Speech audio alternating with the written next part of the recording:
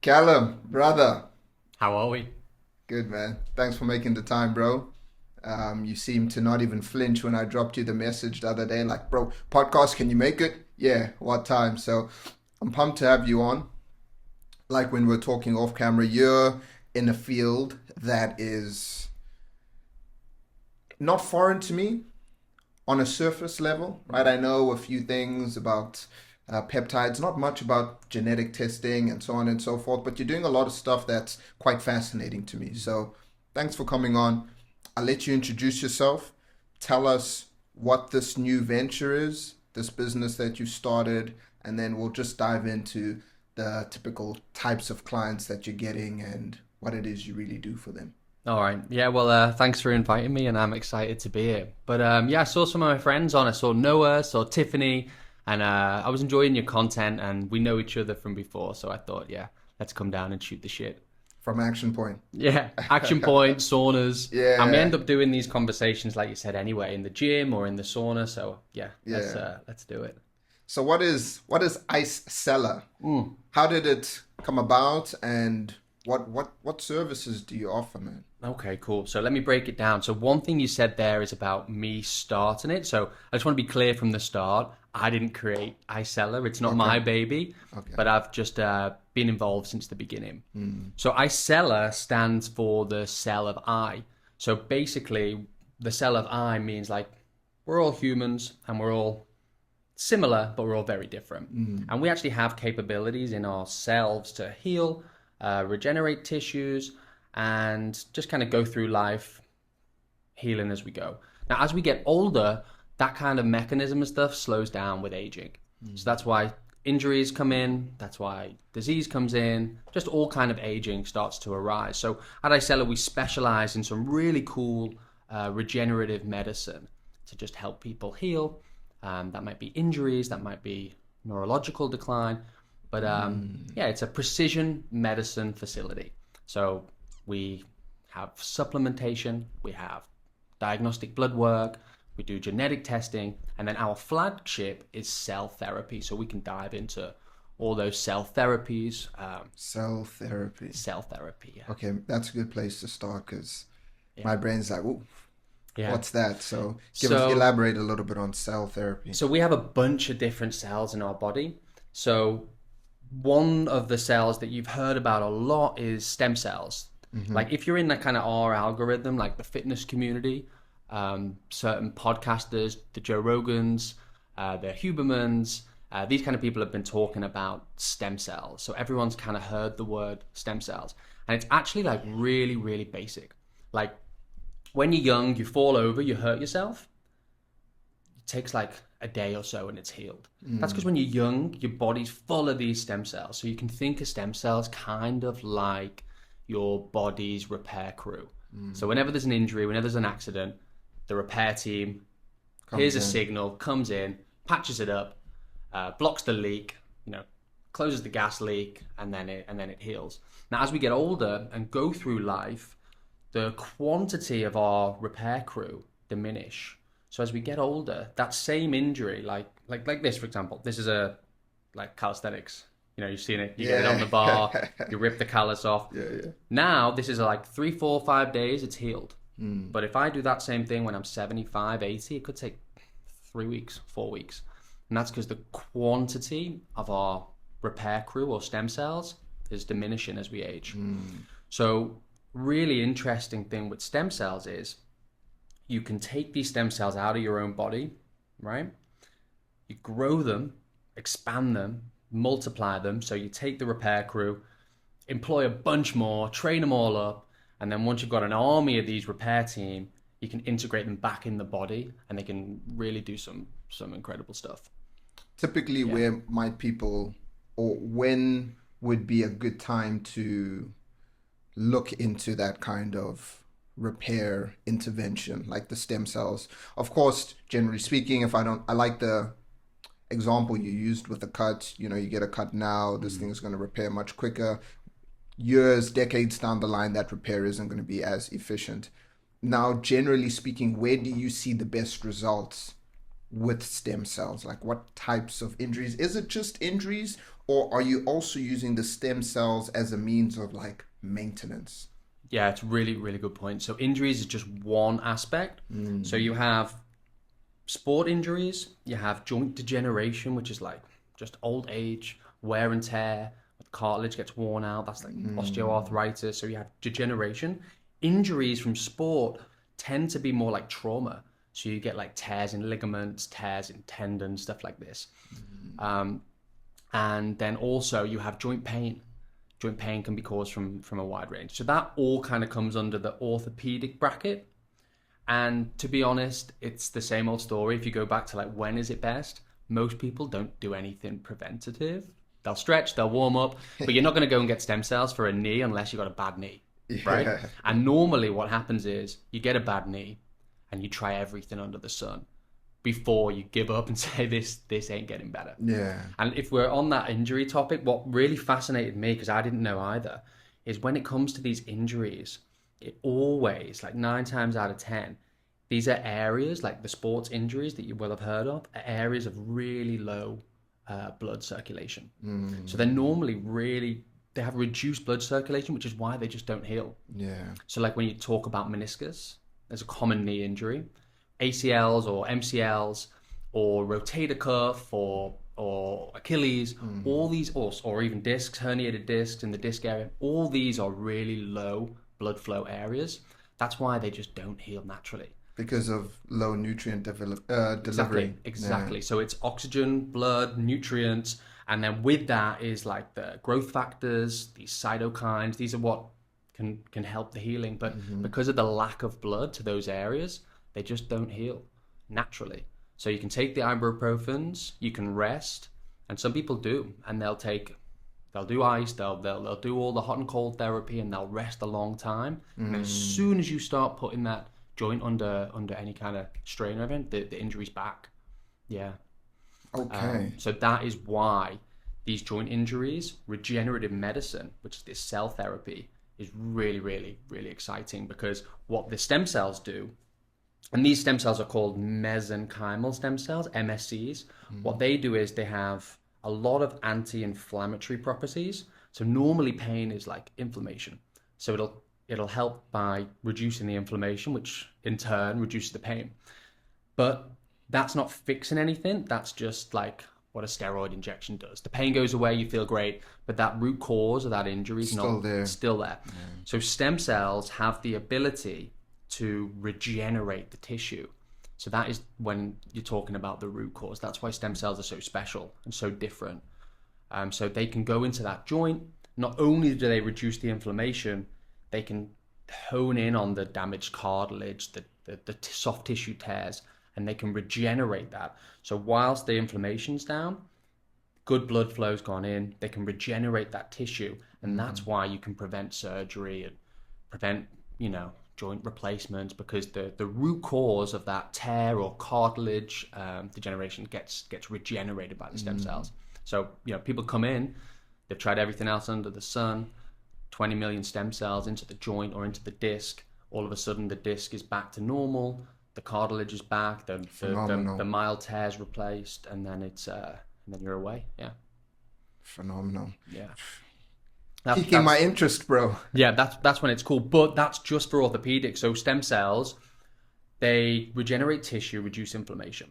So that's obvious why it helps like a inflamed knee or a rotator cuff or a herniated disc. Yeah. But when you move away from like the joints and the injuries and look at like the brain, for example, when you have inflammation in the brain, neuroinflammation over a long period of time, it's when it's associated with everything to do with depression, anxiety. Fact. So those things result, but then like on the disease terms, it's Alzheimer's, dementia, Parkinson's, all this is from chronic neuroinflammation. So these stem cells, the same way they take the inflammation out of a joint, they can also take the inflammation out of the brain.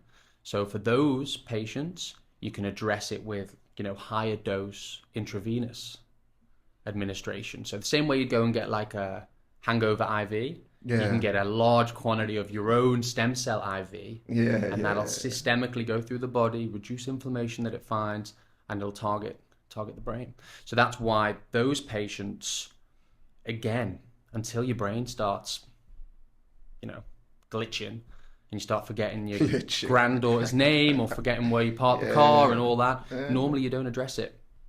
Yeah, so the best time for the preventative is early, but obviously it comes at a cost to be preventative from a young age. But yeah, it's the same old story. Normally, people wait till the alarm bells are going. But there is a community now of people that are, you know, educated and they understand the benefits and they're financially, you know, in a position where they can.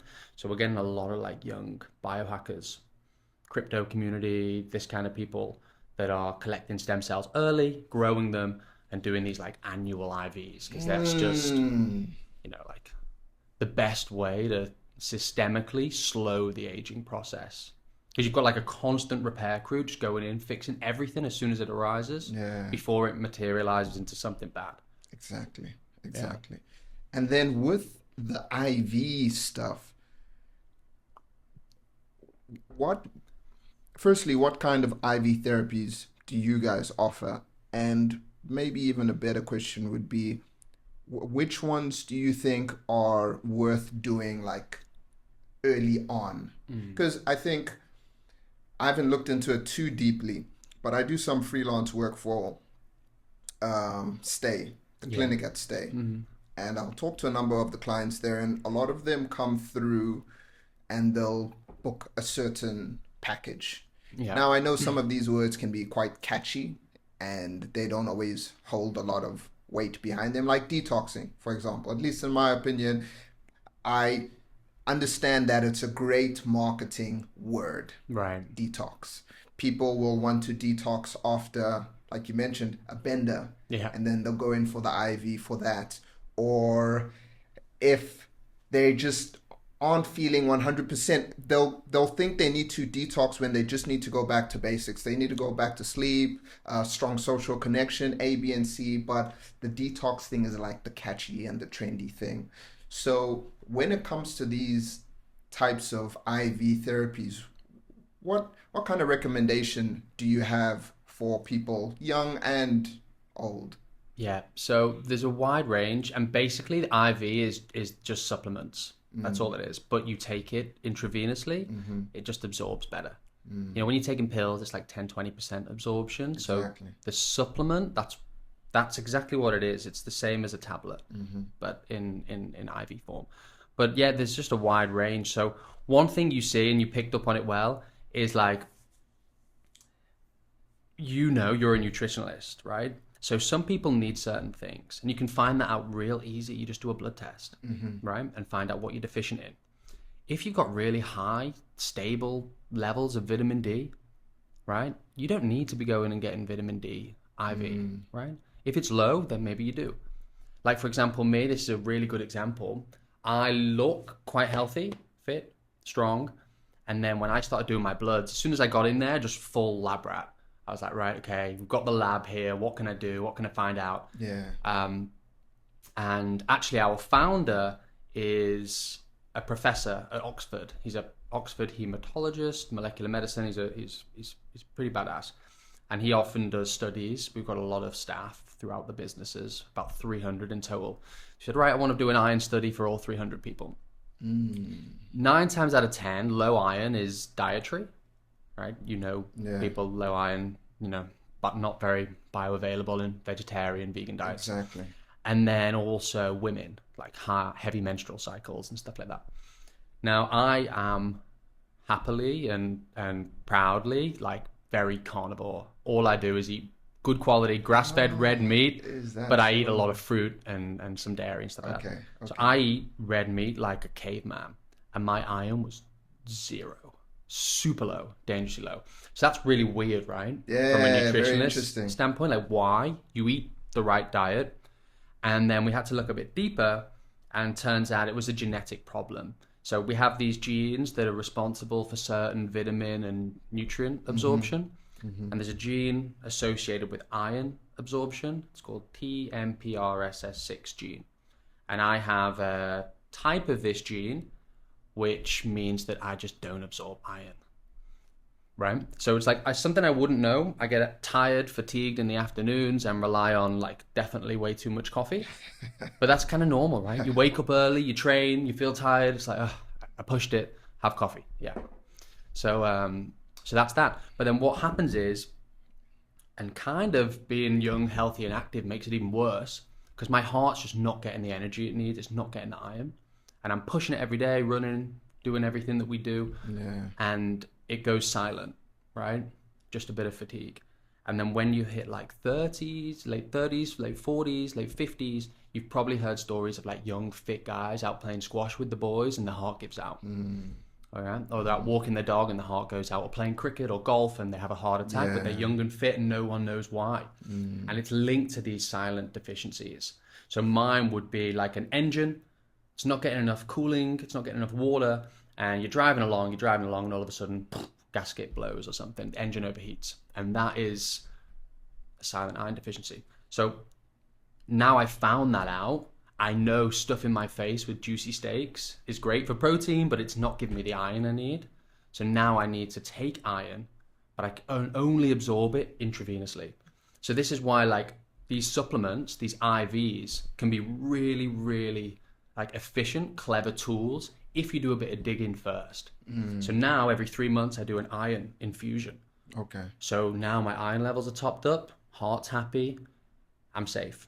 And then there's a few more like the more you start to learn about yourself, the more you can target with IV injections. Like another really interesting one. Have you heard of the like he's super famous now called Gary Brecker? Yeah. Yeah. So he went big because he partnered with a guy called Grant Cardone. They worked together on a business called 10x Health. And their first product was this methylation test, where it's a gene test to check these methylation pathways with the MTHFR gene. And they did really good marketing, but it's actually super legit. Like 44% approximately of the population have a gene deficiency of the MTHFR gene. And that gene is responsible for all the absorption of the B vitamins. So B12, B6, B9, right? These are all super, super important for just being healthy. If you have this gene mutation, which 44% of the population has, then you just don't absorb it very well. It's like approximately 60% absorption. 60. 60. So it's like cut in half. So when you have low levels of these B vitamins, all kind of crazy stuff happens. Yeah. Like one of the most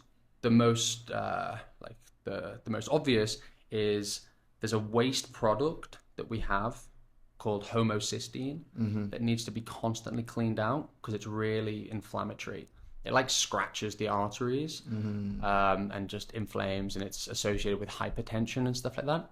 So if you have this gene mutation, which doesn't show itself really at all, there's a high chance you also aren't cleaning out homocysteine. You'll have elevated homocysteine. And then when you get old, that's been scratching your arteries, it builds up, compounds, and when you get old, you have poor heart, poor bones, Blood poor pressure. brain, hypertension. Yeah.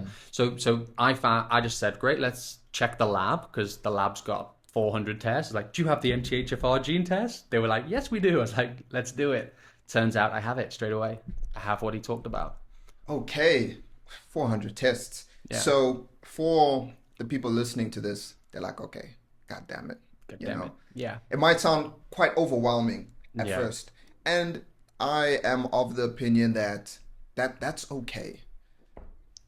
Initially, while you're gaining all of this biofeedback and collecting data on yourself, you're going to have to do a lot of learning. And that initial phase might be quite frustrating. I don't like to sugarcoat things with people, especially if you're trying to learn something new. Yes, there's going to be a little bit of frustration. You're trying to tweak your lifestyle, and then eventually becomes more systematized and it becomes easier. Yeah. But like you mentioned, there are like these 400 tests. Where would you say is a good starting point for most people? Like if they're looking to figure out, okay, I need to plug the holes in certain regions. I know you can like we mentioned already, you can start exercising, you can try balance your diet better in that regard. But I think what you're talking about is also very important. Yeah. People tend to think blood work is just something you do if you're a professional athlete and you're really trying to dial in, or if you're older and you've got these problems. It's seen as something you do when you got to go to the doctor for a last resort and you get your bloods done, when we should all consistently be getting checked. So which are a few tests you think are good for people? So I actually agree with you 100%. I actually think, which is weird saying this because I'm representing a facility that does this, but for me, it took a long time before I gave a shit about blood tests. You know, you want to dial in diet first. You want to make sure that you could sleep. You want to make sure that you're not busy in your mind every day and you got anxiety that you can't control.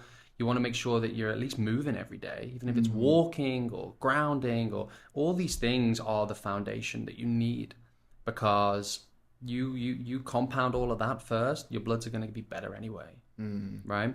But then the blood test, good thing is you don't need to be smart and learn everything. Most good clinics or labs should have programs and packages.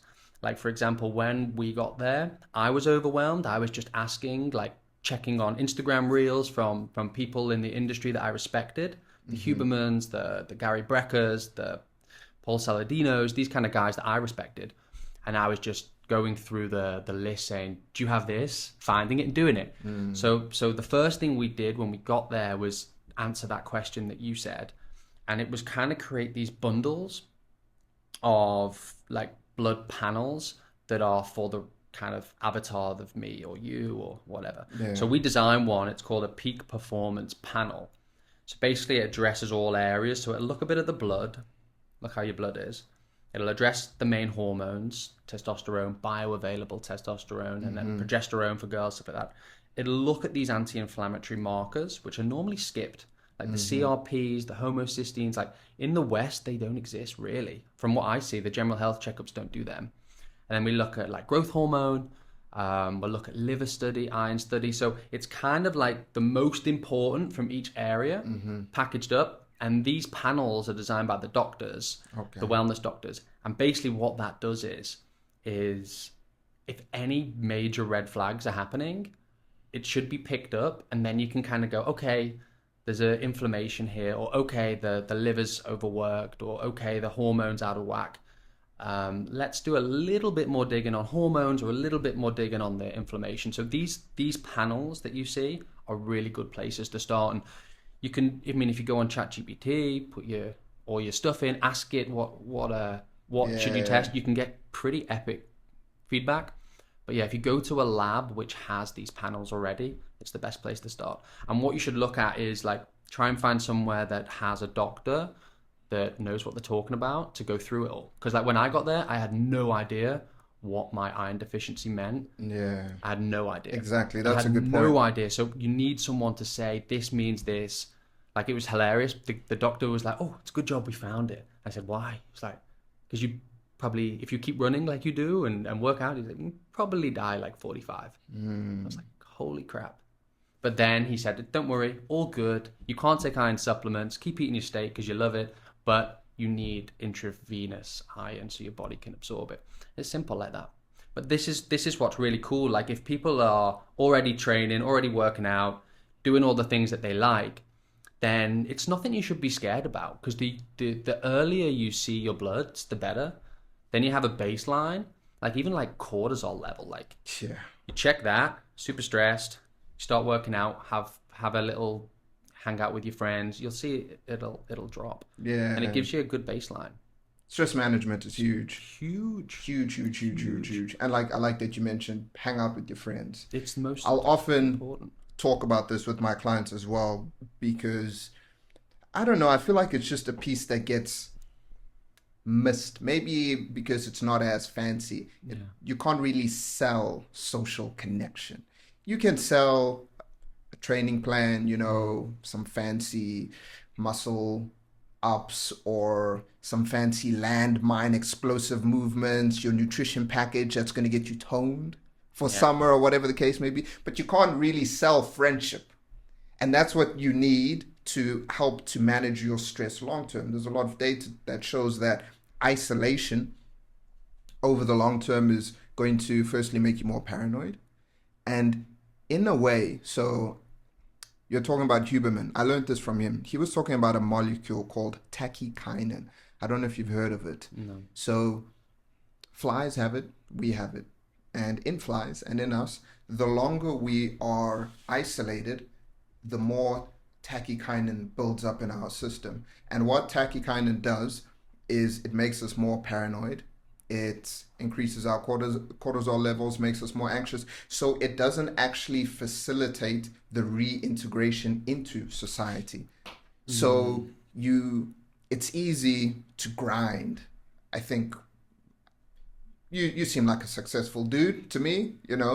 You're doing all the things. You've got some homies. You're training, all of that, but you're also focused. And I think it can be easy to just dial in and get sucked into that grind culture. But the danger with that, as rewarding as that might be when business starts moving forward, if you spiral into that for too long, reintegrating into your friend group and all of that is going to be met with a little bit more resistance because of that isolation. And another thing you brought up, going back to the blood work, I like that you said at Icellare, you have doctors that are going to break down your blood work for you. Yeah. Because a lot of people will go to the doctor and they'll be like, hey, Manny, these are my results. And I'm like, oh, they're like, I don't know what to do with this. It's just a sheet of paper with a bunch of numbers. Okay, the doctors have put like the reference range, but it's what does that really mean to that particular individual? Especially in relation to what their lifestyle demands are. Are they fairly active? Are they a swimmer? Are they a ballerina? Do they do yoga? Are they a counselor? Are they sedentary? Who knows? Are they deficient in A, B, and C? Because nothing exists in isolation. Yeah. So it's easy to come back and say, for example, okay, I'm deficient in vitamin D. I'm outside every day. I'm spending 5 to 8 hours in the sun, but still, like, why am I not improving my levels of vitamin D? And then it comes into the discussion, like, okay, like, what's your skin tone like? If you're dark like myself, it's harder for you to convert what you're getting from the sun into that vitamin D. If I'm deficient in magnesium, my body is going to struggle to convert those UV rays into vitamin D. So a lot of nuance there. But with the genetic testing, outside of what you mentioned in terms of the absorption of vitamins, are there any other things that, stand out to you that people can learn from that? Because I've never done any genetic testing. Yeah, it's funny. It's cool. So what those blood panels, the first one I spoke about, that's just like current deficiencies. That's not genetics. That's just blood panels, right? So you've got kind of 2 areas that I like. Well, actually 3. So we'll break them down. The ones that I've done for myself, because now I've just become obsessed. I don't buy anything else. I just buy tests. Yeah. That's it. So I did like your current analysis, see where your body's at, see where your deficiencies are at the moment. And then you've got genetics. So genetics are what you're born with, right? So you do that once, it's done forever. Doesn't change. Now, again, there's so many genes, 20,000 genes. So in our lab, the main genetic testing we do is called whole exome sequencing. So as humans, we have genomes and exomes. Genomes are enormous. Exomes are plenty enough to get some good kind of healthy analysis. And we were doing genetic analysis for cancer. That was one popular one. So all the inherited cancer genes that may be passed down through your family line, it's like 190 genes associated with inherited cancers. Then, because we also do fertility and IVF, we have a thing called carrier screening. So check couples, compatibility, and disease risk like that. And then in relation to the offspring. Exactly. Yeah, exactly. So that's that. And then when we came in, the same way we designed the blood work, the peak performance blood panel for young, fit people that aren't sick, that just want to learn about themselves, we had to design I'm not taking any credit. I didn't design this. I didn't even know what the genes were. So we had to speak to the doctors, the geneticists, to design a panel for the healthy wellness guys, right? Because once we have this exome, we have it all, but there's 20,000 there. So that's a hell of a lot of data. So we picked and chose like a wellness panel. So our doctors worked on this for like a few months, and it's done now. We've had about 15 to 20 patients. I've got some of my results here, and it's great. So you mentioned about vitamins and minerals. That comes under the genes associated with the technical term is nutrigenomics, right? So vitamin and mineral absorption associated with genes. So nutrigenomics. It's a nice word. Great word, yeah. So that is what we talked about. Two of the main nutrigenomic genes are the MTHFR gene, the motherfucker gene that was blown up by Gary Brecker, which I've got. Yeah, go figure. And the iron absorption gene, which I've got. So two of the main nutrigenomic genes, I have deficiencies in them. So just because you look healthy doesn't mean that your genes are all A-star. So that's nutrigenomics. That's one panel. Then we did a detoxification panel, which you spoke about. Now there is genes associated with cleaning out the system. Some people are better at cleaning out oxidative stress than others. It's just the way you're born. Some people are better at cleaning out the plaque in the arteries than others. That's why some people, when they're born, they have higher risk of heart disease because their body isn't as good at cleaning out the plaque, right? Yeah. So that's the detoxification. We have heart panel, which is cardiometabolic for heart health, stress and anxiety, because like you said, some people just don't regulate dopamine as well as others. Some people have stress and anxiety built in. And then the cool one in our world that I found pretty epic is like fitness and endurance. Ooh, that was the next place I was going to. There are genes like legit. Like I've got it right here. I can show you. This is the fitness and genes. So people are genetically gifted and can build muscle a lot easier. So like just gives a little bit of, breathing room to all those people that are smashing it in the gym. And then there's a guy next to them on his phone who's jacked and they just can't put on the muscle. It's actually may not be your fault. You know what I mean? Especially if you're doing all the things. So yeah, you're doing everything and you're just working harder than the guy next to you and the body's just not responding. It's just... Yeah, I want people listening to this to take note that we mentioned you are doing all the things. Because some might be listening to this and they aren't doing the diet isn't in order, sleep isn't in order, and they have a lot of holes in their wellness/health game, and they're kind of leaning on the genetics as an excuse. Now, I will say I know genetics play a role in people's ability to put on muscle, even in your appetite regulation. Yeah. Some of us are just more prone to have more of an appetite for highly palatable foods, right? More fatty, more calories, A, B, and C. I get that. But I just want to frame this discussion we're about to go into. Do all the things. Yeah. Diet, sleep, exercise, good, strong, meaningful social relationships. And then look at the genetic piece and try put all of that together. The reason why I love it so much, though, is it's not like doom and gloom. Like your genetics, you hear all the really clever people say they don't define you at all, right? But when it's like there's genes associated with endurance. I have the genotype of that gene that means I have very good endurance. So that's why when I go for a long run, it's not the worst thing in the world. I kind of enjoy it, right? Power capacity, I also have very high performing power, right? That's explosive, very interesting. Right? Speed. You have both of those. Both, and for you, I see the way you do your plyometrics and everything. Good chance you have it too, right? But if you don't have the endurance gene, maybe you shouldn't be going and doing really intense HIIT classes or long-winded training for marathons. Like if you know that you really struggle, maybe I'm wrong. I mean, I'm not a scientist, but if you're wrong, maybe you should look at weightlifting, right? Maybe you have a power capacity gene that's increased, but your endurance is really low. So maybe you'd really enjoy some low heart rate strength building. Yeah. And maybe that's why people eventually, when they explore enough, they find their groove, find what they like. Like for me, I have good power here, but I avoid those high heart rate exercises. I just don't enjoy it. So I think if you find out, it's not necessarily to tell you that you shouldn't do those things. How to better manage it. But maybe let's try something else that your genes say. Who knows? Just try it and see. Maybe you feel way better throwing weights around than doing an hour HIIT class or something. Oh, and do we know, like, the mechanism behind the expression of the endurance genes or the power genes?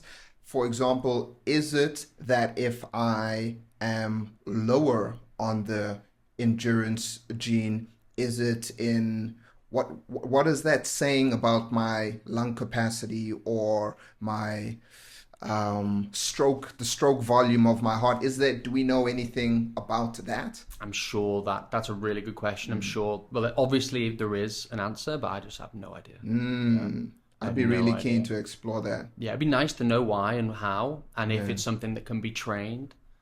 Um, but yeah. So for me, it's kind of like I think it's really useful to know what you're made with, and it's also good to be kind of humbled a bit. Like, hey, like I've got high risk of liver disease, high risk of coronary heart disease, low iron absorption, low methylated B vitamins. I have all this stuff. So now what's cool is I've done my current blood test, I've done my genetic wellness profile, and then I actually added a third one, which is a gut microbiome analysis because I've got a terrible gut. Like I lived in Thailand for a long time. When I first came here 10 years ago, I could eat as spiciest food. I just had the spiciest Thai food all the time. And I was fine. Now, as soon as I touch it, it's just Not something's so much. changed. I can't take it anymore. I love chili. I'm addicted to it. But as soon as I have it, any hot curries or anything, it just wrecks me. So now I don't eat it. And so I was concerned what's happening with my gut because I was really struggling to just have stable, prolonged, Did, gut health. yeah. Did you find that it was interfering with your mood much? Massive, Yeah. massive, 100%. Yeah, of You wait, course. you eat late, bad stomach, you wake up, your whole morning's cooked. Yeah. Yeah.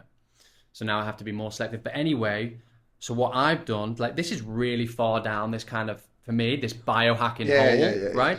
But this is kind of what I've found interesting, and what I've done is I've done a blood analysis like every year, every 6 months, my genetics, which I'll have forever, and then I have my gut. Now I have those three data points, put them all together, use ChatGPT, use the doctors, go through it together, and I've actually built out some really cool like biohacking protocol for myself. So now I know in priority what are the best blood tests to then do again annually, checkups based on my health concerns, Yeah. daily supplements that I should be taking in order of priority, and then back to those IVs that you said. IV, just think of it as the best way to take your supplements, right? So what we actually are doing now is based on this wellness panel and the blood test is building completely personalized IV therapies. So I've got a Callum IV now that I take every 3 months, which has my methylated B vitamins, has my iron, has a detoxification I need for the plaque. So I have not a Myers cocktail, not a hangover drip. I have a Yeah. Callum Plaque Yeah. IV, which is for me based on genes, gut, blood. So it's like it's the most personalized, high, easy to absorb IV supplement that I can have. But that's pretty damn extreme. But I mean, why not? Yeah, why not, Why man? Look, not? this conversation was always going to go down the rabbit hole, I think, Yeah. you know, with the type of stuff we're talking about. But what you're doing is essentially it's not this essentially it's the same thing that I do with my clients. We're not doing that level of testing. I don't have a laboratory or anything like that. But the goal is to always find a personalized system that is going to work best for you over the long term. And that starts with figuring things out step by step, right? You've got, you can do 400 tests, but we're going to take the most significant biomarkers from the liver, from the heart, from this, from that. We're going to use that first, and then slowly we're going to put a bigger picture together. Yeah. Now, with the stuff you did in relation to your gut, what did you learn there in particular? I didn't know I had a gluten intolerance, which is I avoided most gluten anyway. But sometimes I would go for pizza or an Italian. I'd cover the whole thing in chili oil and then just blame the chili oil while I was cooked for like 2 days. But it turns out the gluten was also causing problems and Some issues. inflammation. Just things like peanut. I eat peanuts my whole life, but that causes issues. It's quite in depth about the flora and the bacteria and the good bacteria and the bad bacteria. So it can then give you some targeted probiotics and stuff, prebiotics to take and stuff like that, just to help. Some very particular Yeah. pro and prebiotics, Yeah. not just some random one, but one that will, in a way, is Increase what better you're suitable deficient. for the species of bacteria that you have in your gut. Exactly. Yeah. Ah, Yeah. okay. Exactly. So that's something that's pretty cool. Um, but yeah, like you said, when you talked about personalized, that is literally what I find so fascinating and kind of the the brand of Icellare. It's just precision medicine. So even when people are coming in for stem cells or other types of cell therapy, which we can talk at, everyone's different. So you come in, we'll take some blood, run some tests, we find out what's kind of going on, and everyone is so different, completely different, and respond differently to different things. Like we are very different, and that's what's cool. Everyone gets a completely personalized approach. So with the athletes that come in, where do they typically start off? I know they probably come in and they're like, bro, my knee. It's joints, yeah. It's joints, right? Yeah, always joints, because athletes are different because it's their livelihood, so it's important. But traditionally, you need surgery. That's kind of what it is. You'll do steroid injections until they've made it even worse, and then you need to go for surgery. Yeah. But now that these stem cells are in, it's really great. But one thing I'd like to go in is with stem cells is it's kind of it's not new. It's been around for 30 years, but like stem cell clinics, private, popping up everywhere is new. And it's the same as fitness instructors, right? Yeah. You can have great media, social media, but you know how well educated are you and stuff like that. And there's a wide range in quality. So stem cells, you can find them in your own body. This is called autologous stem In cells. the bone marrow, right? Bone marrow is the great source, yeah. Another great source is adipose tissue in the fat. You can also get it from skin and teeth and stuff like that, but the most studied is bone marrow and adipose. So this is autologous, which means it's from your own self. Now there's a bunch of benefits from that.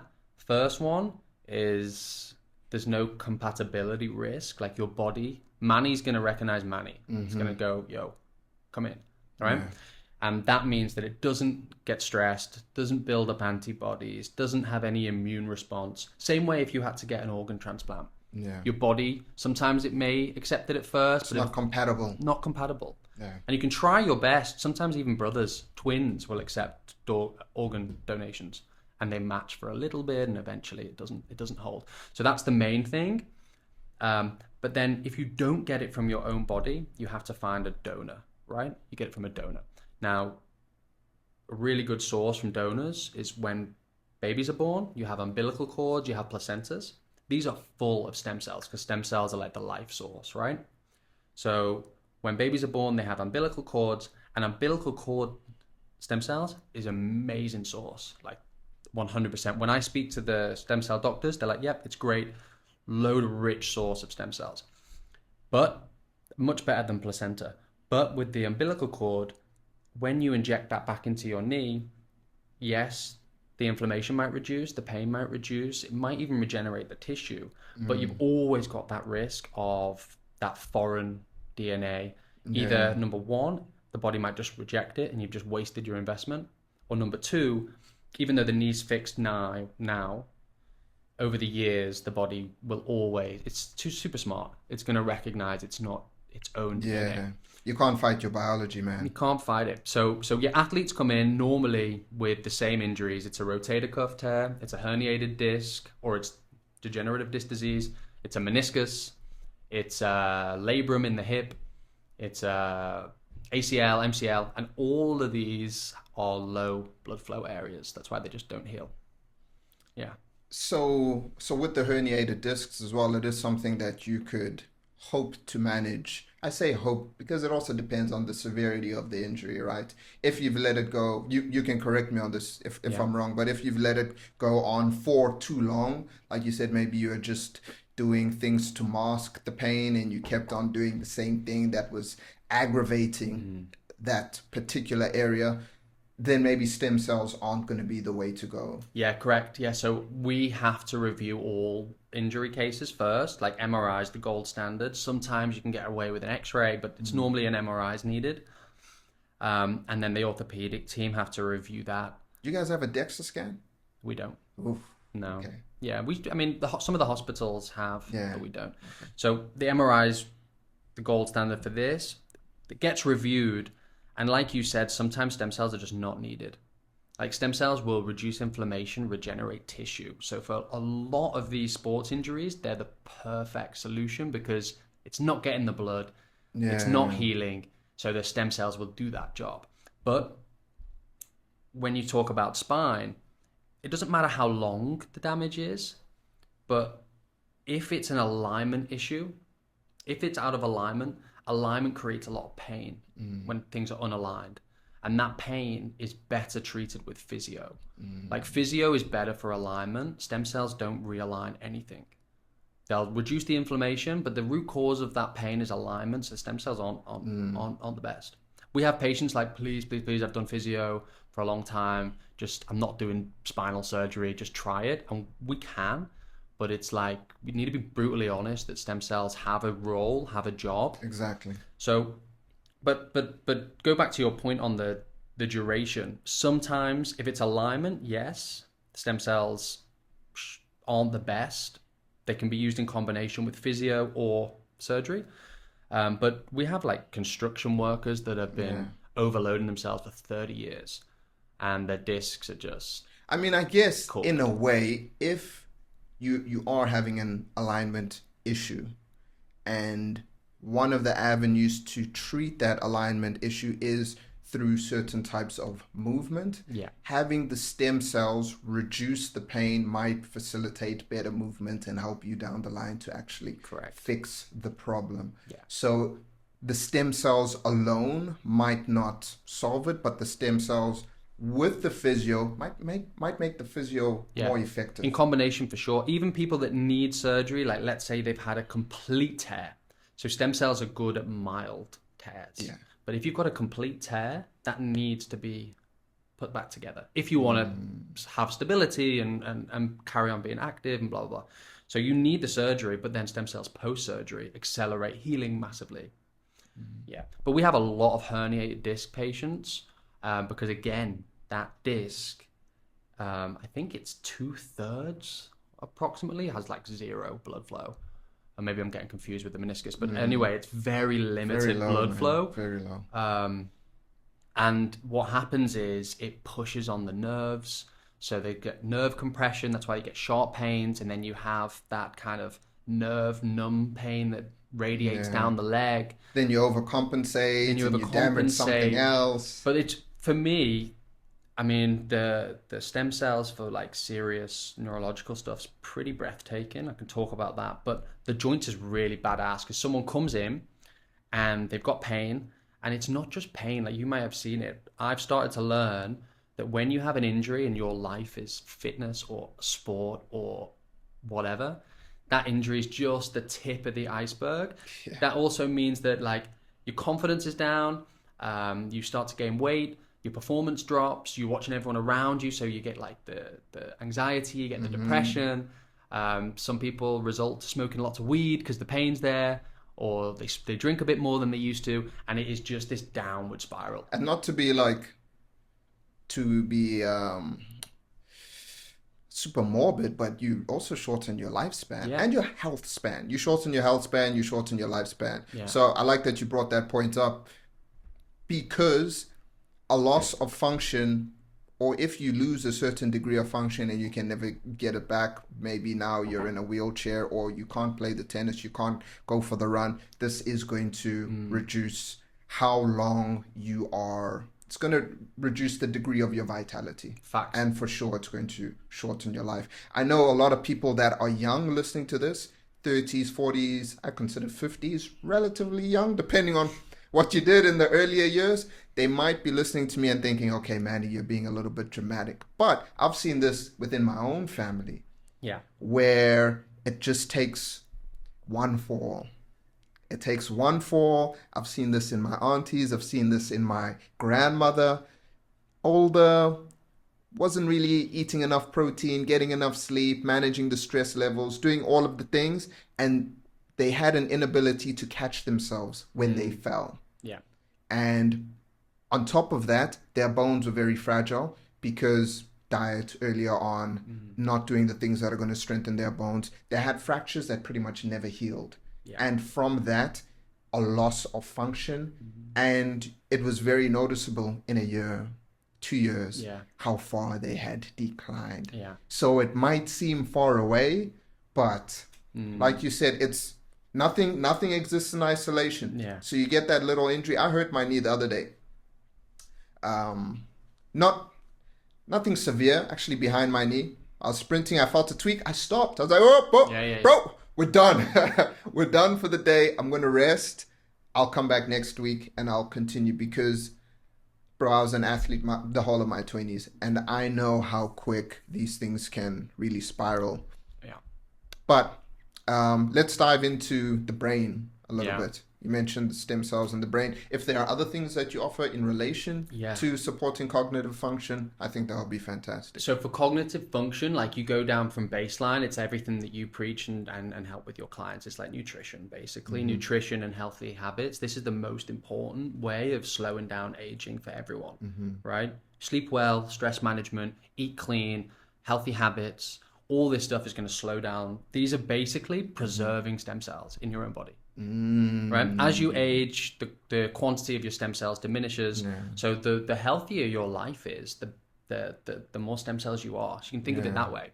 But like as for treatments and medication and stuff like that, for brain health, stem cells are like NBA, and then the minor leagues is there's like neuropeptides. So same way you've heard of peptides for injuries, like BPC 157, thymosin beta 4, and a few others. These are kind of like the lower leagues of the stem cell therapy. So there's neuropeptides. There's one called cerebrolysin. Cerebrolysin. Yeah, it's a neuropeptide, or you can call nootropic.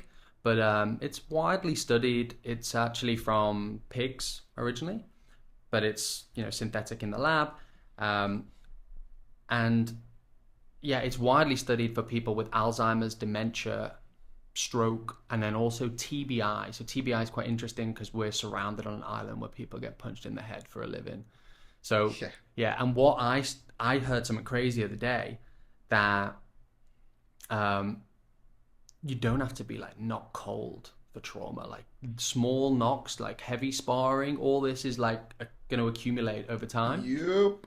And even people that are jet skiing every day. Yeah, jet ski every day. You're football, headering the ball. Massive, yeah. And I've had 3 complete knockouts in my life. 2 from rugby, where I was out cold, and then 1 I was drunk at a wedding in Italy. My friend pushed me through a bush, and there's a big drop the other side. And I was just completely knocked out. So that's 3 major full-out, like KO boxing concussions. And then when I started to see, like, right now you don't feel anything, but like that's pretty gnarly trauma. Give it time. So what they do is these neuropeptides, they fight against that neuroinflammation. So inflammation is kind of the root cause of everything by the sounds of things. Yeah. So it gets rid of that inflammation, but then they do kind of 3 things. So reduce inflammation in the brain. Things that are already damaged, it's kind of like patching those up. Okay. Like you got water leaks, so let's mitigate, let's patch that up as much as I can. So that's repair the damaged communication between the neurons. That's the second one. And then the third one, the ones that haven't been damaged, the ones that are still working, let's reinforce them so they are less likely to break. So those 3 areas are why they support the brain so well. So yeah, early onset Alzheimer's, dementia, it's basically like servicing an engine. Right? That's what you're doing. You're servicing the engine. The same way as if you take really good quality omega-3 fish oils, you have the good fats instead of the bad fats, the cold-pressed oils, the animal fat, all this stuff is going to keep the engine running cool, right? It's all the same shit. So that cerebrolysin is cheap. They recommend a 50 ml course for people. Can do it up to like 2 times a year. I did it. I felt great. But then there's also that placebo effect when you know something's good, Yeah, you do yeah, it, yeah, yeah, yeah. all of a sudden you're like, yay, I feel better. Yeah, but placebo is also real to a Real, certain degree. real, real. It's also I got real, a COVID vaccine, which I'm not proud about, but I did. But my which my I'm not mum proud about. my mum was ill, and I had to go back to England. And Mm. you know how messy it was if you haven't been vaccinated. It was a 10-day quarantine, couldn't go to hospital, all that shit. So for me, I made the conscious decision. I'm young, whatever. F it. I'll get Yeah. one, so I can travel and go home and spend time with my family. But I regretted it ever since. But ever since then, I noticed brain fog. Probably because I was spending a lot of time on rabbit holes about how Big Pharma was Yeah. doing this and everything, and Yeah. I'd convinced myself I'd been affected. But I noticed brain fog, and I've always been quite comfortable talking. And then afterwards, I started getting blocks. I'd be talking and stuttering, and driving, I'd kind of forget where I was going, and I was like, what is this? And I put it down to whatever, the mRNA vaccine. But after the cerebrolysin IV, I definitely felt clarity. So not only is it for anxiety, dementia, TBI, traumatic brain injury, it's gained a lot of traction in like the biohacking space. People that sit on a laptop for a long time, they trade Forex, they trade crypto, You need to be AI. sharp. They want to have that remain, improve focus, cognitive focus, brain fog reduction. So people are taking cerebrolysin for that. But yeah, on this island, I see everyone just heavy sparring all day, every day. And I'm like, when you're older, guys, be careful. Like, this is a preventative.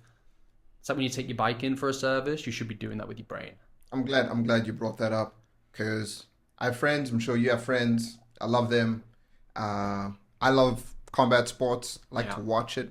Used to do a lot of jiu-jitsu. But there is this misconception that if you are not diagnosed with like CTE, you're good. You're good. Yep. Yeah. Yep. You're not good, man. It's funny. People don't understand that the brain is just like this very delicate, mushy like sponge. And you get these traumatic incidences where it like bounces around the skull. And it's kind of like any other area of your body. You're going to get a cut, you're going to get a bruise, and you continue to do things.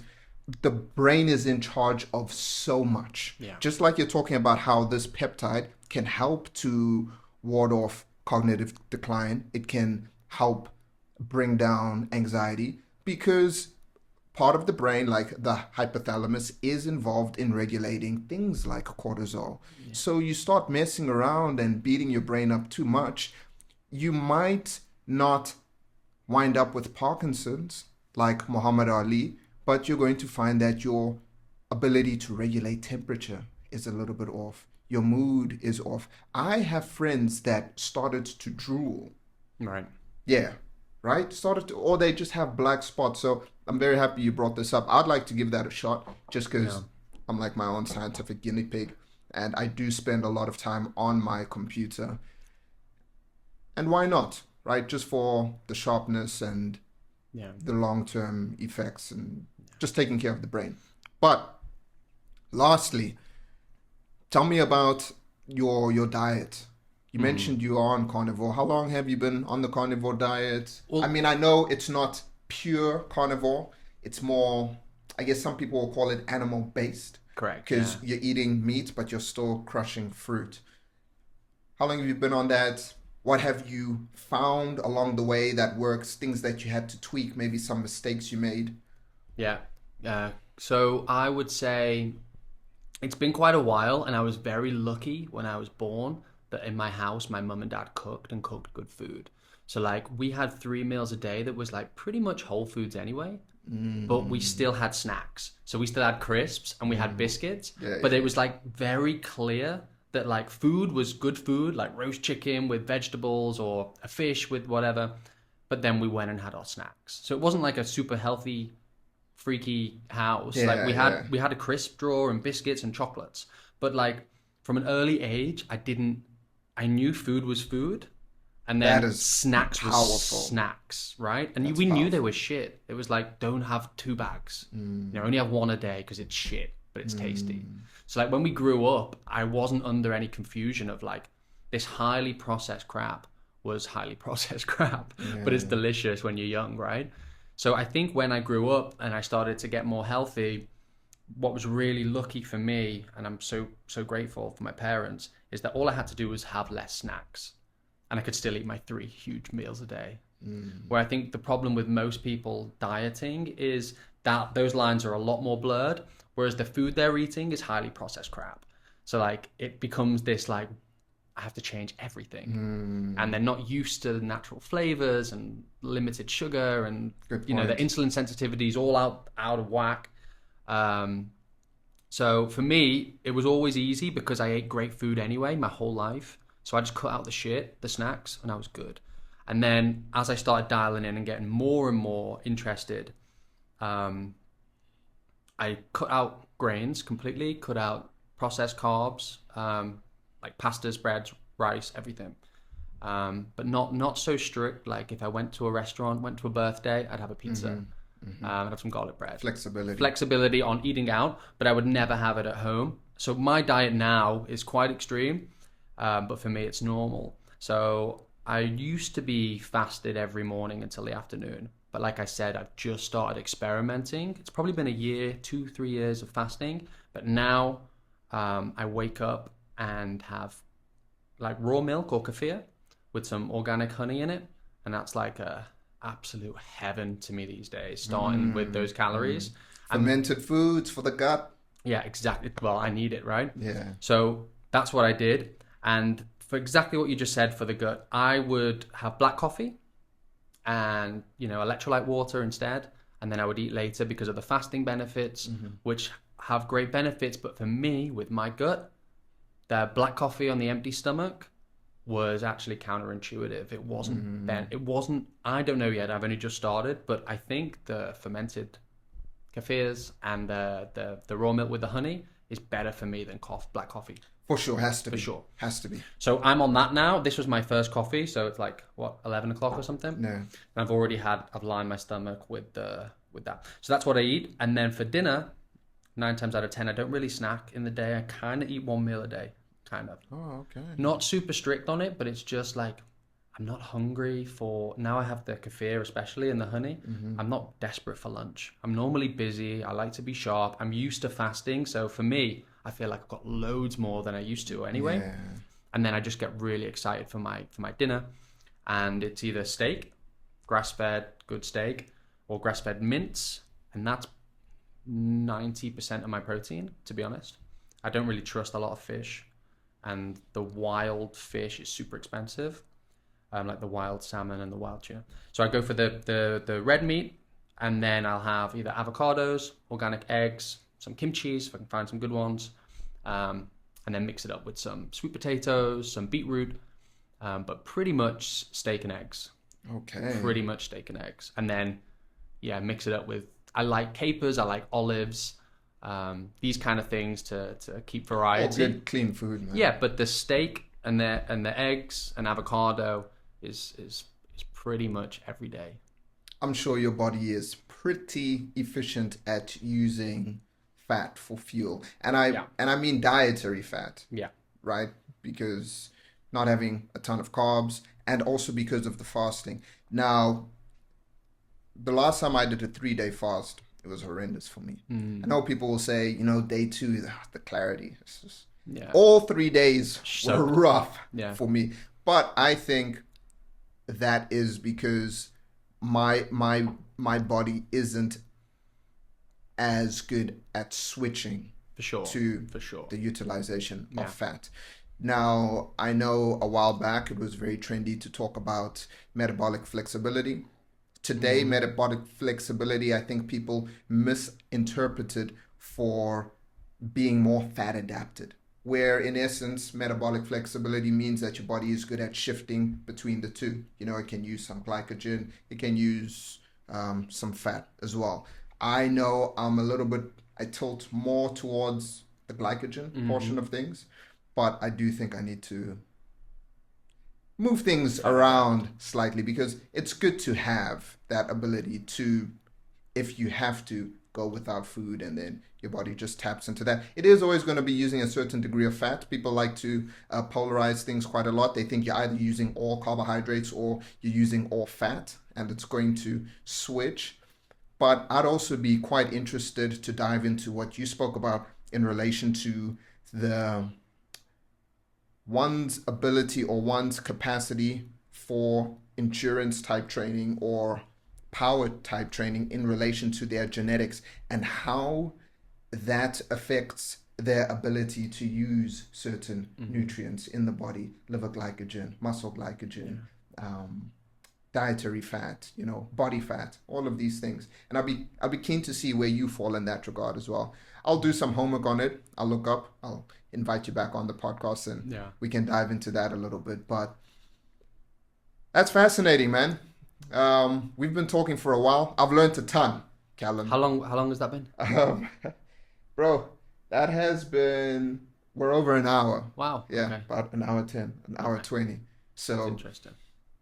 Man, anything else you'd like to One thing I would say cover? is I get burnt out quick. So Okay. the regulation of fat, or using that, I feel it every day.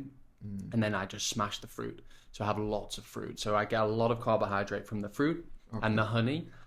So I tried to be carnivore just to see it, and I hated it. I didn't feel You mean good. pure carnivore? Pure carnivore, Or like you go try for to the be pure meat and carnivore? eggs and stuff, but I needed those fruit. I love fruit. We live in Thailand. Fruit's great. Yeah. So I smashed the fruit. But one thing that you said there, which is really interesting, and I would like to say, because even though I find the genetics super interesting, they've done controlled studies on like VO2 max, for example, where they have people with like the genes associated, like I'm talking about, with really good endurance, and then another control group of people with terrible endurance, right? With the genetic predisposition for poor endurance. And then they split them into half. So half the bad, half the good, swapped them. So each group had 50% good, 50% bad, right? Yeah. And then they put them on a VO2 max test and didn't tell them, and said, you're the team with the good genetics, you're the team with the bad genetics. And even though the team with the good genetics, of course, they were told they hit better results than the bad, even though the bad contained 50% of people with the good endurance genes. So the mind is, if you tell people, that's why your genetics shouldn't be like, shit, I can't do this. Yeah. Because your mind can overpower your genes. But it's still like, there's still lots of benefits to know from that, like stuff to integrate with your life, even down to like, there's people and families that have like Alzheimer's that run it, and there are genes, the ApoE gene it's called, which is associated with high risk of Alzheimer's. So if you find that out, like you are super, like you should really go about having like good omega-3, good fish oils every day, and reduce kind of sugar intake. Alcohol consumption should be down, because you are predisposed to that neurodegeneration of Alzheimer's, which no one wants. So like the earlier you find that out, all you have to do is take the right supplement, which is probably in your grandma's cupboard anyway. It doesn't, you take that every day, and you prioritize to do that, you're just going to prolong it and improve the quality of life until that point. But it doesn't mean that like you shouldn't do this or shouldn't do that. Yeah, compounding effects. Belief effects are powerful. I believe it was Andrew Huberman again. I live on this man's content for a while, since episode 1. Shout out to Huberman. One day I'll invite him on, if he plays his cards right. But he was talking about a study that they ran out in Israel. They were looking at this hospital, and they were looking at people with tumorous cancers and debilitating injuries. And they found that the patients with the most hope recovered faster. Yeah. So they had a brighter outlook on the future. Now, there were a number of things that I believe tied into that. Having regular visitors, people coming in, lifting their spirits up. Having a hospital bed close to a window. Just these little things that made a difference. But then they were thinking, okay, these people have more of a positive mindset, but what is the mechanism behind that? And they believed it was tied to dopamine. Yeah. And they believed that downstream of this dopaminergic pathway, there are things that are happening that are helping you recover from injuries and from tumors. So this actually ties back to a discussion I was having with someone the other day in relation to ice baths, because there's a lot of polarizing content online about ice baths. Like, you ice bath, you're going to kill your gains. Now, there is some truth to that, because you're going to blunt that adaptive response. You have a certain amount of inflammation after a workout, and that's part of the signal that is going to cause the adaptation for you to get more powerful, quicker, bigger, stronger, all of that good stuff. But on the flip side, knowing what we know now about dopamine playing a significant role in wound healing, it's going to do the same thing for exercise. Now, I'm not saying you should be ice bathing every day. I just think it's an interesting topic of discussion. So if we know that dopamine can help you recover from tumorous cancer cells, these types of injuries, then arguably it's going to help you to recover from your workout as well, because ice baths are one of the only things outside of taking drugs or like cocaine that are going to increase dopamine for hours on end, 3 to 5 hours. So I don't know if you guys do anything in relation to cold therapy, cryo, or anything, or if you've looked into that much, but do you have any thoughts or any research on things like cold exposure? So we don't at Icellare. It's not really that kind of longevity is not really our expertise. We more cell therapy and regenerative medicine. But Icellare is called Icellare Lifespan. So the name Lifespan was taken from Dr. David Sinclair, who's one of the top longevity. He's friends with Huberman, and he was at Stanford and stuff. Now he's getting a bit of backlash because he's like been pushing supplements or something. I don't know. But the stuff he did about those acute stresses and the homeostasis and stuff like that, where it's like induced stress, so induced heat, induced cold, induced fasting, induced exercise, stuff like this. These stresses definitely have benefits, because he's done all the studies on rodent models and stuff like that, which brings back to the start when you talk about hanging out with your mates, like the low dopamine, the being by your window, all these things contribute. Like, one of the most interesting studies I found on that rodent models, obviously the fasting. Have you heard that study? Which one? So they did studies on rodents about longevity. So if you have a rodent and you induce heat and make it regulate its heat, sauna, right? It lives longer. If you adapt it to cold, it lives longer. It's more durable, right? The heart works, just like training the heart. If you feed it irregularly, it lives longer, fasting. If you have a rodent alone, it gets really lonely. And if you have one with a buddy, it lives longer. Yeah. So all these things are really important, and they prove that, you expose yourself voluntarily to heat, to cold, to fasting, to vigorous exercise, to have companionship. These will all extend your lifespan. Which is really cool. Stress, but like intermittently. Yeah, it's called acute stresses. So it's kind of like voluntary, like your the external stresses that you don't control, like relationship, finance, work. These have negative effects on your body because you're not in control of it. But when you're putting yourself through that ice and you're controlling it, it's the opposite. Yeah. And the thing about stress, like you said about dopamine, on the flip side, you're happy, you have good dopamine, everything gets better. But if you're negative, stressed, anxious, what it creates is we have the cortisol and the stress, but then you get oxidative stress in the cells. And this is really easy. We have a test called a DROM impact test.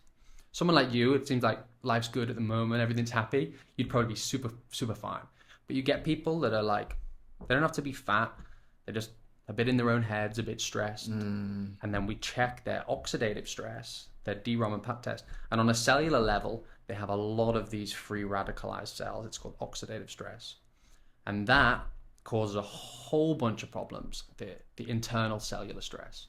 Yeah, so we test that. Guess what? 90% of people that are unwell have very high levels of oxidative stress. which can be from pollution, obviously cigarettes, smoking, but it can be just from up here as well. So what's normally a typical pathway forward for those people that do come into you and test positive on that? So 9 times out of 10, they're not living life the way we preach. So everything that we've spoken about a few times, the health, the nutrition, all that. But then a quick way is right back at the start, we spoke about an antioxidant detoxification IV. Now, some of them are great. And the one that we use is called NAC, N-acetylcysteine. So it's not NAD. NAD is good for energy, ATP. It makes you feel Sinclair, good. Yeah. he spoke about that a lot. But NAC, N-acetylcysteine, this is like one of nature's best antioxidants. And the liver needs it to produce the glutathione to then go through the blood. They're called free radicalized cells. So basically cells should be doing what they're told. And when they stop doing what they're told, it's damaging. Yeah. So these rebel cells are free radicalized. You don't want them. So the liver's job is to flush out these free radicalized cells, get rid of toxins, unwanted toxins. Now, if the liver's overworked, it can't do that job. These grow. It's called an OSI index. They get higher and higher and higher, more oxidative stress, and then you'll see hormone problems. You'll see all kind of physical and mental problems resulting from this oxidative stress. So this NAC will give the liver what it needs to produce its glutathione. It'll bring this oxidative stress down, and then everything starts to regulate. Like one area we see it the most is Icellare is kind of split into two. We have the health, longevity, cell therapy, and then we have IVF and fertility. So most couples that come in, whether it's a guy or a girl, either the sperm's not good quality, the sperm DNA, or the ovarian reserve's down, or the egg quality is not good. And normally, not every time, but normally, it's high levels of oxidative stress. Or it's not maybe that's not maybe the root cause, but they're together. So what we do with you find that in both the low quality sperm or the dysregulated ovarian function. Yeah, it's normally a hormonal thing. It's a hormonal imbalance, and then a bit deeper than why the hormone's out of whack. Something's causing high oxidative stress. So if we clean that oxidative stress, normally the hormones regulate and it improves fertility as well. So a lot of women and men will come in for stem cell therapy for reproductive assistance, to regenerate the testicles or the ovaries. But, it takes us 6 weeks to grow people's stem cells. So whilst we're growing their stem cells in the lab, we can give them these antioxidant IVs. And some patients, before their stem cells are even ready, their hormones are balanced and their fertility's up, and we've harvested great eggs and the sperm quality's improved, and they've got stem cells in the bank, but they don't even need them. And how long can you keep these stem cells in the bank for? Yeah, it's a great question, but it's kind of indefinitely. So what we do is we haven't talked about this yet, but we spoke about bone marrow. Bone marrow is quite scary when people hear the word, but it's actually from the hip. It's called the iliac crest. It's the hip bone here. And so it's not the spinal cord. So we just put a local anesthetic there near the area. Same like if you go to a wisdom tooth, like a dentist. So let's be honest, local anesthetics suck. Yeah, they suck, bro. It's horrible. So that local anesthetic goes in, that sucks. But then once that's in, it's pain-free. It takes 5 minutes. We pull out 30 ml of the bone marrow, but it's just like blood. Okay. And in that, you have a bunch of stuff, but there's also the mesenchymal stem cells, which are the body's repairmen. So then the lab team have to take that, they have to clean everything, and they need to isolate the best mesenchymal stem cell. And then that is the starting point. But if it's to fix a herniated disc or a rotator cuff, approximately we need 20 million of those. If it's to rejuvenate the brain, we might need a lot more. So then the lab team have to manually feed these stem cells like a baby and grow them. And it takes 4 weeks to grow. And what's cool about stem cells is there's many different types of food, some very cheap processed food full of preservatives that are mass produced, and then some super fresh, GMP grade, xeno-free, like the top dog food, which is Michelin star food, 20, 30 times the price. We use the top food. So we grow. After 4 weeks, we've hit that target. We've got 20 million. Then they need to go through very strict quality control. So our lab follows international standards called ISCT. And that means we need to check the viability, make sure over 99% of them are going to work before we give them back. We need to make sure there's no endotoxins, which will cause, viruses or irritation or whatever. We need to make sure there's no bacteria, fungal. So basically, we do a really strict 2-week quality control. Once we can guarantee the vitality and the quantity of the cells, then they go liquid nitrogen, minus 200 degrees. Now, why that's cool for international patients is you come in, 5 minutes, we take that out, you can get on a plane and leave the next day. Then over 6 weeks, we're growing, we're keeping in touch. Every week I send patients the updates. You're at 2 million cells, you're at 15 million cells, okay? 20 million cells, now you're in quality control. Now this is this. And then into liquid nitrogen, then it's set then. You may have to move house, visit family, travel the world, business thing, it doesn't matter. It's like an asset. Exactly, it's an investment. Yeah. And then the day you want to use that investment or withdraw, you just call us up and say, hey, I'll be in Phuket in end of August. You come back, and then the good thing is having the liquid nitrogen cryo storage on site. It's the patient lands, the patient comes in, a few hours before we thaw the stem cells, and then those stem cells get injected into the patient. But the reason why that's so good is stem cells, when they're out of the liquid nitrogen, they have a 4-hour viability. So after 4 hours, void, done, they won't work. So what most clinics will be doing is they don't have the lab on site. They don't have the on-site cryo storage, the liquid nitrogen. It's pretty advanced, expensive stuff that you need experts to manage. Yeah. So what they have to do is, same like processed food, fill it full of preservatives, antibiotics, all this stuff. So then you can just put a lid on it. It doesn't need cryo storage now. Just put it in the refrigerator, stay in a cold room for 10 years and it's still in that bottle.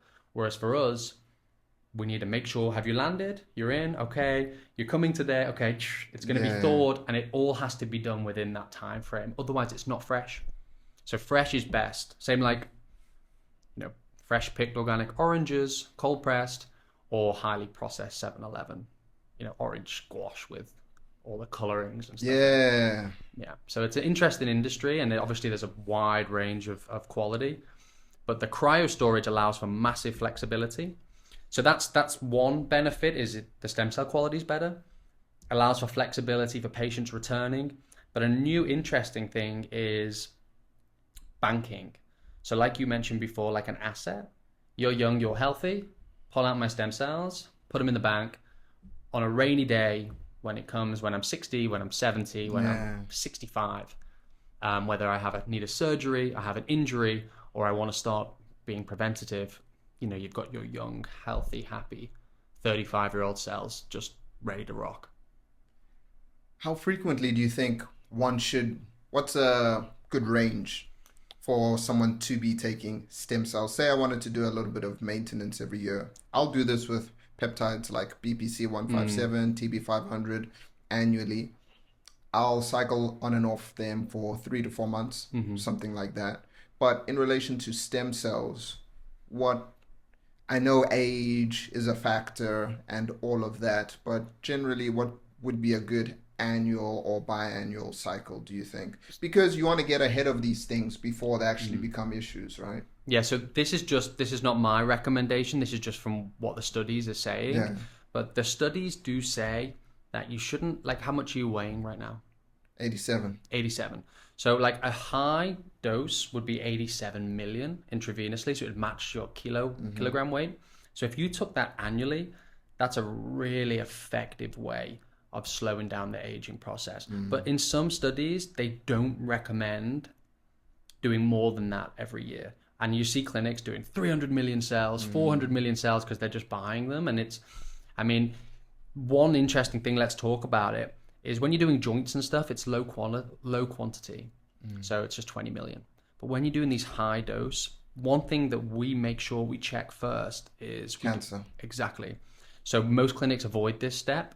So we have, this panel was the genetics, so you can do the genetic cancer, but then lifestyle cancer is called somatic cancer. So this is brought on by anything else. So there's a really, really advanced cancer screening using next generational sequencing. Basically, before tumors are built, so before they've accumulated, So you can't find them on a PET CT MRI. They don't exist yet. But there's circulating cancerous DNA in the body that can be picked up on now, right? So the first time these cells start to mutate, they shed, and there's this cancerous DNA. Now that can be picked up. So what we do is, for all high-dose stem cell patients, we do a somatic cancer screening first. So that you come in, you collect your bone marrow, we do the thing, just as a precaution. And if there's no circulating cancer risk, you're good to go with your stem cells, all good. But in some cases, and it happened recently to me, had an international patient fly in, looking to do stem cells every year. The results came back, and we found 57 counts of a cancerous cellular mutation called TP53. So this is associated with high risk of cancer. So this means that this person right now, this patient, has no idea and would have no idea previously that he is developing cancer as we speak. So the way we do now is that high dose stem cells, they could encourage tumor growth. Exactly. So we have to postpone that. And then that's where different cell therapy comes in. So stem cells are great for rebuilding, but then you also have different cells in your body. One's called immune cells. So immune cells are not like the rebuilders. They're like the first line of defense, like T cells, those types of things. They're like the army. So what we do is, instead of doing stem cells, we keep them in the cryo storage. They're postponed. We found these cancerous early detected mutations. We test the body's immune cell count and activity, and guess what? Low activity, low count. So the body's first line of defense is not strong enough right now to fight off these early cancer mutations. They're actually not even cancer mutations, they're precancerous, right? But what that means is you've created an environment that those mutations are thriving. And before long, you're going to do an MRI or a PET scan, you're going to find a tumor. So what we have to do now is attack them. So instead of taking out stem cells from bone marrow, we need to take out the immune cells. They're called NK cells, or natural killer cells. So we take them out from blood. Same process. We isolate the NK cells. We multiply and expand them in the lab. And we basically re-recruit, massively regrow the army, train more soldiers, get them all trained up, and then we reintegrate them back into the system. It takes the same time, 6 weeks. But then all those reinforced military go in and they prevent those cancerous mutate. Hopefully. Hopefully. Unfortunately, that rare TP, not rare, but that TP53 one is a really elusive cancer gene. But hopefully these NK cells are going to go in and prevent that from getting more pronounced, and hopefully prevent the tumor materializing altogether. Because we're talking about these things that promote blood circulation, BPC 157, some of these peptides, stem cells, and cancerous cells love a good amount of blood circulation. Growth hormone, which is something people use quite a lot out here, can also end up aiding in the development of those cells. Something you might be interested in as well, since we're on the topic of the immune system and these T cells and macrophages and all of that, there are certain aspects of the immune system, like the T cells, that actually thrive off glutamine.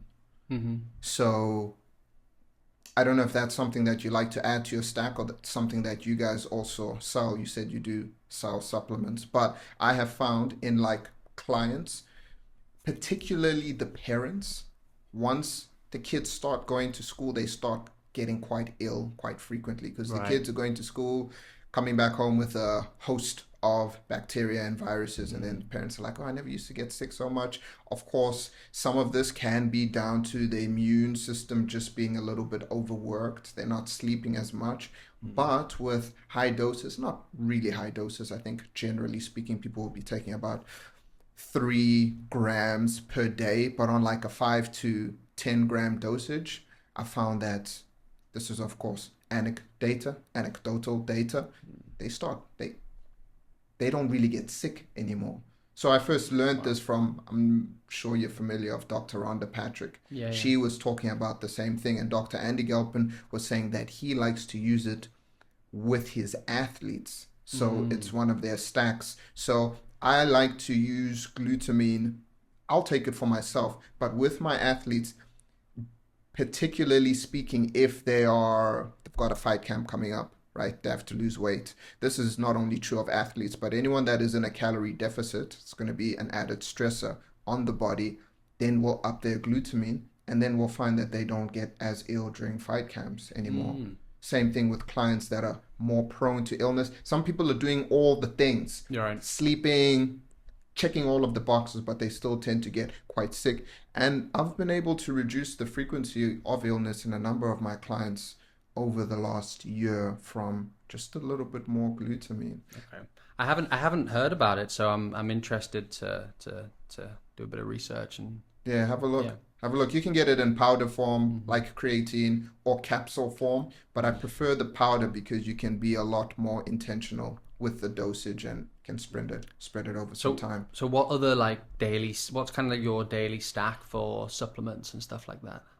I have 5 go-tos Yeah. that I think everyone will benefit from. Young, old, male, female, and you don't have to cycle them. Some of them we've already spoken about. There's vitamin D, Yeah. quality omega-3. I like to stress quality omega-3 because a lot of what is on the shelves I might need you to help source that because I need it from my genetics and I haven't found really good quality stuff. Yeah, hell yeah, Yeah. we can definitely work on that. Yeah. But a lot of the omega-3 you'll find on the shelves here or anywhere in the world really is very low in a particular omega-3 fatty acid called EPA. Yeah.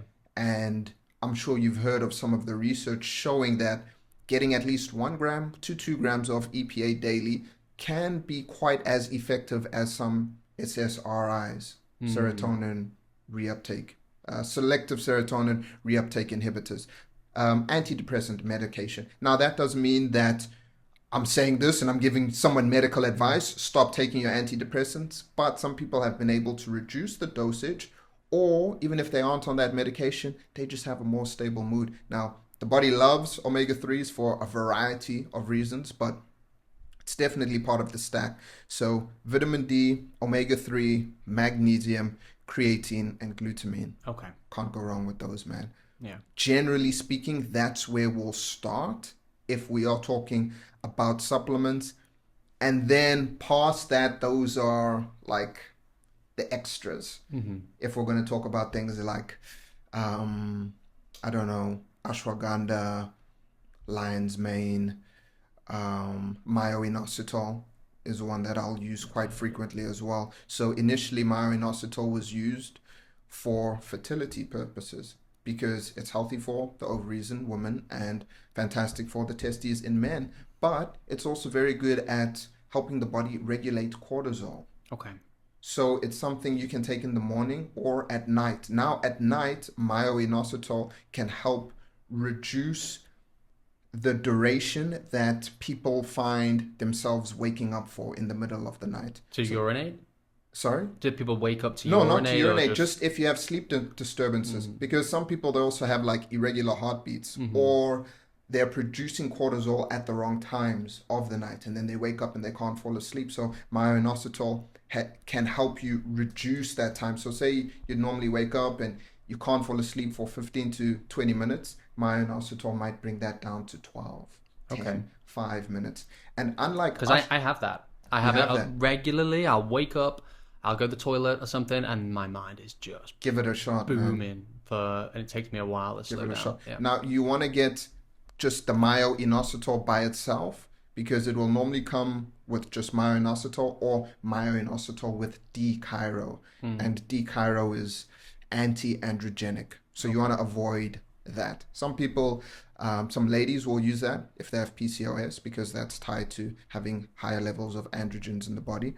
But just the myo-inositol by itself it's fantastic. I'll use that every now and then. I sleep well, knock on wood, generally speaking. But when I take myo-inositol, I do find there is a bit of an added bit of quality. And what's interesting, now apigenin and ashwagandha are probably 2 of the most potent over-the-counter anti-anxiolytics you can take. But ashwagandha you don't want to be taking during the day or like early in the day because you have that healthy pulse of cortisol early, which is good for immune function, alertness, A, B, and C. And you'll find if you are taking enough ashwagandha early in the day, you're going to have an immunosuppressant effect. You're going to blunt your immune system, and you're going to be like, why am I getting sick? I've been good. It's the ashwagandha. It might be playing a role. But with myo-inositol, you can take it any time in the day, man. And it might help you just feel a little bit more level in relation to your mood. So outside of those 5 I mentioned, there's the ashwagandha, there's the apigenin, which you can get from chamomile tea as well. It's an extract of chamomile tea. I'm trying to think which other ones. There's tyrosine, which I like to take at times. So it's not a stimulant. It's an amino acid, which you get from food, but it's also a precursor to things like dopamine. Okay. So if you find that it's 5 p.m., you have some focused work to do, and you don't want to be drinking a cup of coffee because that's going to ruin the quality of your sleep, some tyrosine is fantastic during that time of day. It's going to help you feel a little bit sharper, and it's not going to interfere with your sleep at night. Yeah. Okay. And so we're recording this podcast now. It's early June. Yeah. When do you think it's going to go out? What, the podcast? Mm-hmm.